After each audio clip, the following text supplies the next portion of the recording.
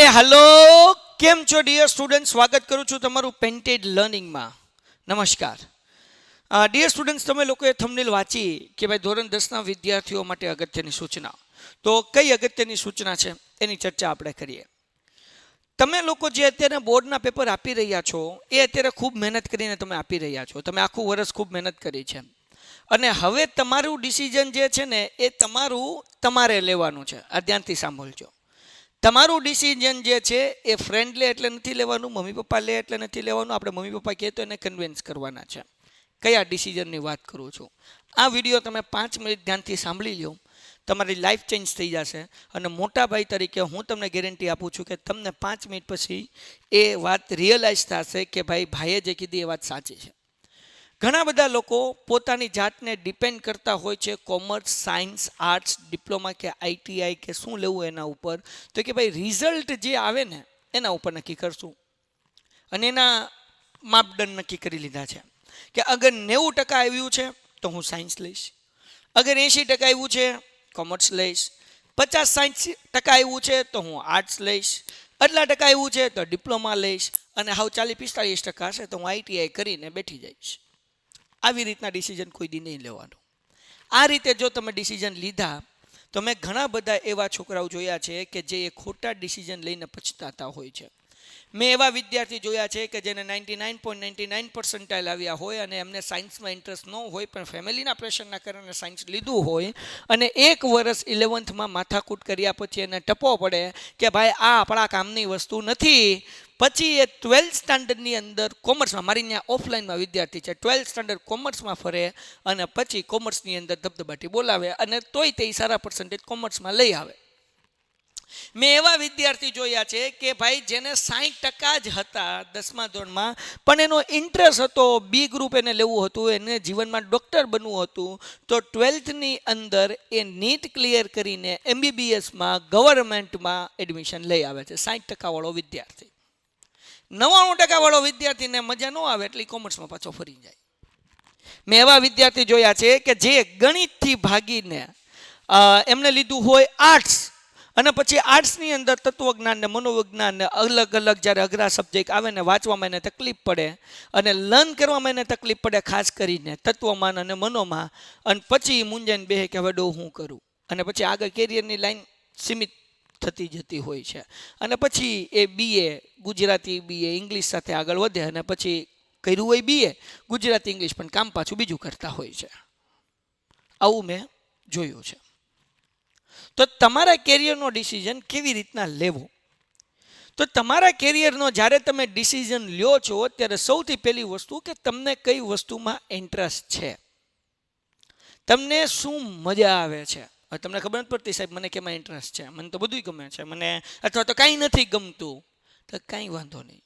તમને સાયન્સમાં મન હોય ને તો દરેક તમારા ગામની અંદર સ્કૂલ હોય, સ્કૂલની અંદર 8 દિવસના ડેમો આપે, તો 8 દિવસ સ્કૂલમાં જઈને બેઠી આવવાનું. તમને ખ્યાલ આવશે સાયન્સ તમારા કામનું છે કે નહીં, તમને પલ્લે પડે છે કે નહીં. આજે યુટ્યુબ પર ઓનલાઈન બધા વિડીયો ઉપલબ્ધ છે, તમે જોઈ લો, એકાદું ચેપ્ટર ભણી લો ઓનલાઈન, તમને ટપ્પો પડે છે કે નહીં, અને હારા ટીચરનું જોવાનું. એ રીતના કોમર્સ એકાદું ચેપ્ટર જોઈ લો, તમે જોઈ લો એકાદું ચેપ્ટર શું કહેવાય કે આર્ટ્સનું, અને પછી ડિસિઝન લ્યો કે મને ભણવામાં શું મજા આવે છે, પછી તમારે એ ડિસિઝન લેવાનું છે. અને કદાચ તમારા પેરેન્ટ્સ તમારો જે ડિસિઝન હોય, અને પેરેન્ટ્સ હંમેશા આપણું સારું જીતતા હોય, નંબર 1, એ આપણને કોઈ પણ વસ્તુ લેવાનું કહેતા હોય એ આપણા સારા માટે કહેતા હોય, બરાબર. તો આપણે એને નેગેટિવ લેવાની જરૂર નથી, પણ તમારો ડિસિઝન અલગ બને છે ને તમારા પેરેન્ટ્સનો અલગ ડિસિઝન બને છે. તો મારા દોસ્ત, તમે તમારા પેરેન્ટ્સને કન્વિન્સ કરી શકો છો. ડન છે. તો કોમર્સ, સાયન્સ, આર્ટ્સ એનું ડિસિઝન ઉતાવળામાં લેવું નહીં, બરાબર છે. હવે સાહેબ શું લઈએ તો ફ્યુચરમાં વધારે આપણને ફાયદો થાય? તો ગમે એ લઈશ તને ફાયદો થશે, કાંઈ વાંધો નથી. તારી અંદર આવડત હશે મારા દોસ્ત, મારી બેન, તો તું આર્ટ્સ બી લઈશ ને તોય લાખો રૂપિયા કમાતી હશ, કોમર્સ લઈશ તોય લાખો કમાતી હશ, અને તું સાયન્સ લઈશ તોય લાખો કમાતી હશ. તારા ઇન્ટરેસ્ટનો સબ્જેક્ટ હશે તો પૈસા જે છે ને એ આવશે, કમાવા નહીં જવા પડે. તારા ઇન્ટરેસ્ટનો વિષય નથી તો પૈસા કમાવા જવા પડશે. સમજાઈ ગયું? તો હવે તારે વિચારવાનું કે તારા ઇન્ટરેસ્ટનું શું છે, બરાબર. તો તારા ઇન્ટરેસ્ટ પ્રમાણે તું કામ કર એટલે તને રસ્તો મળી જશે. હવે હું તમને ક્યાં હેલ્પફુલ થઈ શકું? તમને પેન્ટેડ એપ્લિકેશન આપણને ખબર જ છે. અમે લોકો 11-12 કોમર્સ લોન્ચ કર્યું છે. જો 11-12 કોમર્સ આપણે લોકો અત્યારે જે છે એ 11 કોમર્સની ફી 2,999 છે અને 12 કોમર્સની ફી જે છે એ 3,499 છે. ટોટલ 6498 રૂપિયા એટલે 6500 રૂપિયા, 6,500 રૂપિયા ફીસ છે. પણ તમે પેન્ટેડની ટીમની મહેનત જોઈ છે, તમે લોકોએ મહેનત જોઈ છે કે અમે કઈ રીતે પ્લાનિંગ પ્રમાણે કામ કરીએ છીએ. તમને ખબર છે, જે લોકો એપ્લિકેશનમાં ભણી ગયા ને ખબર છે કે જેવા લેક્ચર પૂરા થાય, આપણી ગુજરાતની એકમાત્ર ચેનલ એવી છે કે છોકરાને કંઈ ડાઉટ હોય તો હેન્ડ રેસ કરીને આપણે એને અનમ્યુટ કરીએ ને એ ડાઉટ પૂછે ને આપણે એને જવાબ આપીએ. આ ગુજરાતની એકમાત્ર એપ્લિકેશન છે અને ગુજરાતની એકમાત્ર એપ્લિકેશન છે જેના 1 લાખ કરતાં વધારે ડાઉનલોડર્સ છે અને એ પણ 4.6 રેટિંગ સાથે અને એ પણ ઓર્ગેનિક. 1 પણ રૂપિયાની અમે જાહેરાત એપ્લિકેશનની નથી કરી. છોકરાઓને શેર કરી, એ બીજા ભાઈબંધને શેર કરી, એ બીજા ભાઈબંધને શેર કરી, એમ કરતાં યુટ્યુબમાં અમારા વિડીયોઝ જોયા, છોકરાઓને મજા આવી, એપ્લિકેશન ડાઉનલોડ કરી, એમ કરીને અમારી એપ્લિકેશનના ડાઉનલોડર્સ વધ્યા છે અને અમારી સાથે વિદ્યાર્થી જોડાયા છે. અમારે કોઈ પણ જગ્યાએ વિદ્યાર્થીને લેવા જવો નથી પડ્યો, એપ્લિકેશન ડાઉનલોડ કરીને સામેથી આવ્યો છે. એ દરેક વિદ્યાર્થી જાણે છે. અને તમે ક્યારેય પેન્ટેડની એડવર્ટાઇઝમેન્ટ નહીં જોઈ હોય, કેમ? અમારે જરૂર જ નથી પડતી. અમે આટલું સરસ કામ કરીએ છીએ. છોકરાઓને અમારાથી એટલો સંતોષ છે કે હરેક પેન્ટેડ સાથે જોડાયેલો વિદ્યાર્થી તમને કહેશે કે બોસ એનો પેન્ટેડનો અનુભવ કેવો રહ્યો છે. બરાબર ને? અગર તમે લોકો 11-12 કોમર્સમાં અમારી સાથે જોડાશો તો અહીંયા અકાઉન્ટ સ્ટેટ 11મા ધોરણમાં 12મા ધોરણમાં હું લઈશ, જે અઘરા સબ્જેક્ટ છે એ. બરાબર ને? જે અઘરા ચેપ્ટર છે અકાઉન્ટના વાર્ષિક હિસાબના દાખલા જે 11 માર્ક્સનો હોય છે, આમ નોંધના દાખલા, હે ને, પછી શું કહેવાય કે ખરીદ નોંધ ને વેચાણ નોંધ ને ખતવણી ને બધું અઘરું હું લઈશ.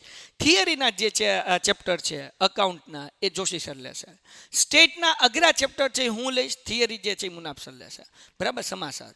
પછી તમારા લોકોને અર્થશાસ્ત્ર જોશી સર લેવાના છે, તમારું વાણિજ્ય એ સમાજ સર લેશે, તમારું ઇંગ્લિશ જે છે એ સની સર લેશે. આપણી આ 5 શિક્ષકોની ટીમ છે. બરાબર? અને સાથે સાથે અમે વિદ્યાર્થીઓને એક એડવાન્સ પણ આપીએ છીએ જે બીજા કોઈ નથી આપતું. અમે લોકો 5 વિષય તો કરાવીએ છીએ પણ વિદ્યાર્થીઓને અમે શું કહેવાય કે આઈએમપી એસપીસીસીના અને ગુજરાતીના પણ આપતા હોય છે સમયે કે જ્યારે પ્રથમ પરીક્ષા હોય, દ્વિતીય પરીક્ષા હોય કે ફાઇનલ એક્ઝામ હોય, તમારા લોકોને ક્યાંય પ્રોબ્લેમ આવે નહીં. તો આવતા વર્ષથી એટલે કે હવે જે વર્ષ શરૂ થવાનું છે એ વર્ષથી અમે 11th સ્ટાન્ડર્ડમાં પણ ફૂલ ફ્લેજમાં આગળ વધી રહ્યા છીએ. તમે લોકો જો જોઈન થશો તો માત્ર 2 વર્ષની ફીસ જે છે એ કેટલી છે? 3,999 રૂપિયા. ખાલી 3,999 રૂપિયા. આ અમારું પહેલું વર્ષ જે છે ફૂલ ફ્લેજમાં શરૂ થવાનું છે. 11th અમે લાસ્ટ યર કર્યું હતું. 11th અમે એક પ્રોટોટાઇપ અમે ખાલી 50 છોકરાઓને લીધા હતા. એનાથી અમને લોકોને એમ થયું કે ઓકે અમે સંતોષ આપી શકીએ એવું કામ છે, છોકરાઓને આપણે પહોંચી વળીએ છીએ. પછી જે છે અમે આ વર્ષથી અમે ફૂલ ફ્લેજમાં જઈ રહ્યા છીએ. તો 11th અને 12th બંને ખાલી કેટલું છે? 3,999 રૂપિયા. ઓનલી 3,990. બરાબર ને? 3,990 નહીં ભાઈ. આ ઓફર ક્યાં સુધી છે? તો 18 તારીખ સુધી છે. ઓકે, તો પેન્ટેડ એપ્લિકેશનમાં તમને શું મળે છે જરાક સમજી લઈએ. રોજ 2 લાઈવ લેક્ચર હશે. આ લાઈવ લેક્ચર પૂરા થઈ ગયા પછી બીજા દિવસે આપણે એને રેકોર્ડેડ ફોર્મમાં મૂકી દઈએ જેથી આખા વર્ષ દરમિયાન તમે ગમે ત્યારે રિવિઝન કરવું હોય ત્યારે રિવિઝન કરી શકો. આ ઉપરાંત હરેક આપણે સ્વાધ્યાયના દાખલા કરાવીએ છીએ, ઉદાહરણના દાખલા કરાવીએ છીએ, પેપર સોલ્વ કરાવીએ છીએ અને તમારી ટેસ્ટ લઈએ છીએ.